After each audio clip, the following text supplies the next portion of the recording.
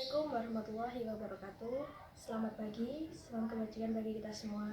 Yang terhormat, Bapak Ibu dosen dan teman-teman yang berbahagia.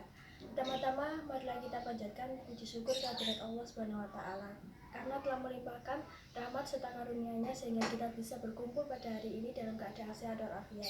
Salawat serta salam kita tunjukkan kepada Nabi besar Muhammad SAW yang telah membimbing kita dari zaman kegelapan menuju zaman kita dan benderang, yakni agama Islam.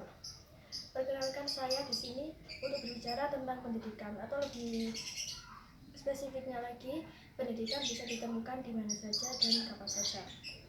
Sejak kecil, kita tidak bisa lepas dari yang namanya pendidikan, karena pendidikan adalah suatu proses untuk meningkatkan pengetahuan, wawasan, dan keterampilan.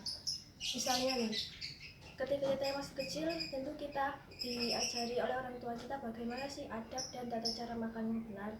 Hal itu digunakan untuk adab dan tata krama itu supaya tidak luntur, supaya kita bisa menerapkannya dalam kehidupan. Nah, dari situ bisa kita lihat bahwa pendidikan tidak hanya kita dapatkan di bangku sekolah saja, namun dalam kehidupan. Misalnya, sebuah pengalaman bisa mengajarkan kita bagaimana menjadi pribadi yang lebih baik di kemudian hari.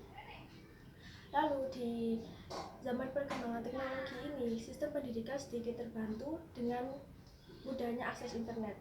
Jadi kita bisa mendapatkan pendidikan melalui media digital seperti televisi, internet, atau audio record.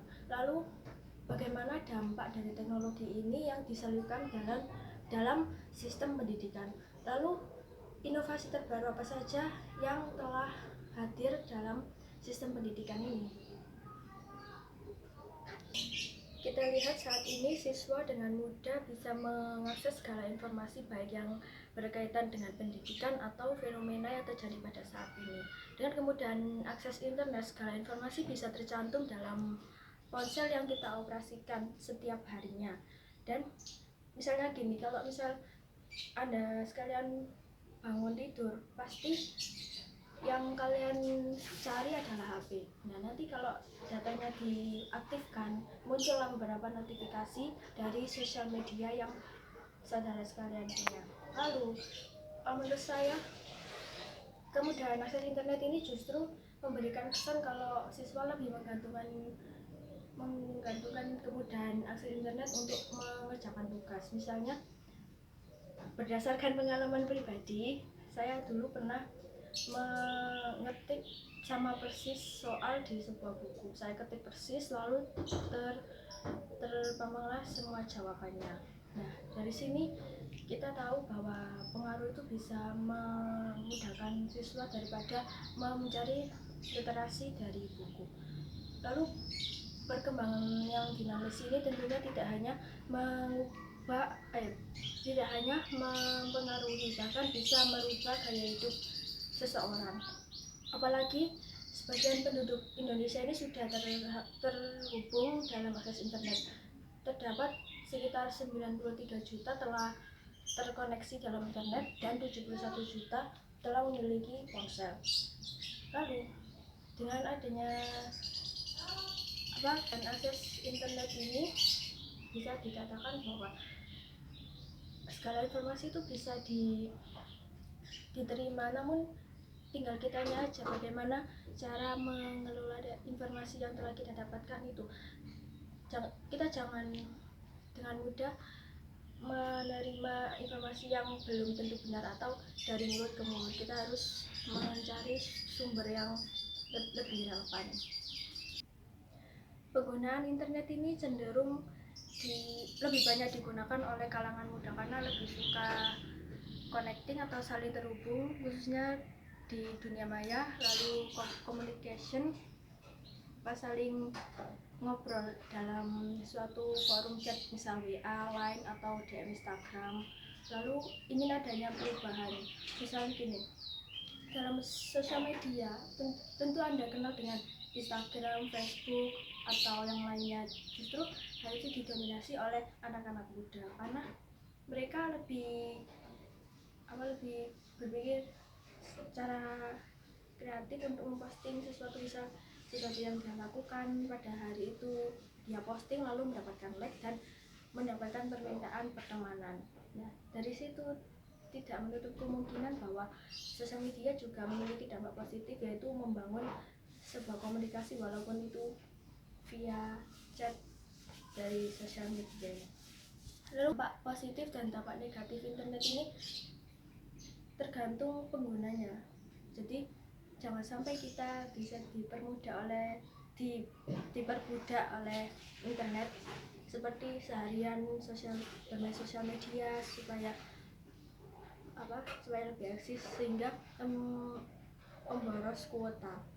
Tentunya kita disediakan dengan kemudahan internet, dengan kita harus bisa memanfaatkan dengan sebaik-baiknya, harus lebih menguntungkan kita. Namanya juga smartphone ya, smart pandai pun HP yang pandai, harus bisa mendatangkan keuntungan bagi penggunanya. Kita lanjut, kalau kita melihat keadaan masa lalu di mana siswa harus datang ke sekolah untuk belajar menimba ilmu, lalu bertatap muka langsung dengan guru. Nah, dari sini akan terbentuklah karakter siswa dari pertemuan tatap muka itu tadi. Jadi kita bisa dengan mudah kalau mendapatkan informasi itu langsung dari sumbernya. Misalnya pertemuan antara dua orang, yang satu memberikan info, yang satu mendapatkan info, itu jadi lebih bisa untuk membangun komunikasi yang baik. Lalu pada saat ini perkembangan teknologi yang terdapat pada sistem pendidikan juga memberikan solusi di mana pendidikan tidak seperti yang saya bicarakan pada awal, pendidikan bisa didapatkan di mana saja dan kapan saja. Kini telah hadir sebuah platform digital e-learning yang bisa diakses secara fleksibel. Tentunya ada beberapa keluhan, yaitu keluhan orang tua yang terasa keberatan untuk membiayai les tambahan dan keterampilan guru yang belum memadai dalam mengajar. Nah, itu bisa terjawabkan dari platform digital itu tadi, di mana orang tua juga bisa mendapatkan promo menarik dari platform itu, bisa mendapatkan diskon lah. Lalu menurut saya les tambahan ini sebagai tambahan materi yang telah disampaikan di sekolah. Tentunya jika terdapat pertemuan, pasti ada beberapa murid yang belum paham atas materi yang telah diberikan guru tadi. Nah, les tambahan ini berfungsi untuk menambah materi yang telah diberikan yang belum paham tadi, atau bisa bertanya dengan guru di tempat les ini tadi. Dan setahu saya, kemampuan analisa atau berpikir anak-anak di Indonesia itu cenderung di bawah rata-rata, masih di bawah negara Asia Tenggara lainnya yang hanya dilakukan di sebuah penelitian di tahun 2016. Nah, lalu dengan adanya platform digital seperti Ruang Guru, Zenius, Cerebrum itu menghadirkan beberapa fitur menarik berupa media audiovisual yang bisa memberikan tampilan menarik berupa animasi sehingga memiliki cara tersendiri agar siswa itu paham. Lalu di dalamnya juga terdapat promo menarik untuk pembayaran. Dan ini berdasarkan pengalaman dari teman saya bahwa platform itu cukup efektif untuk dijadikan tambahan materi.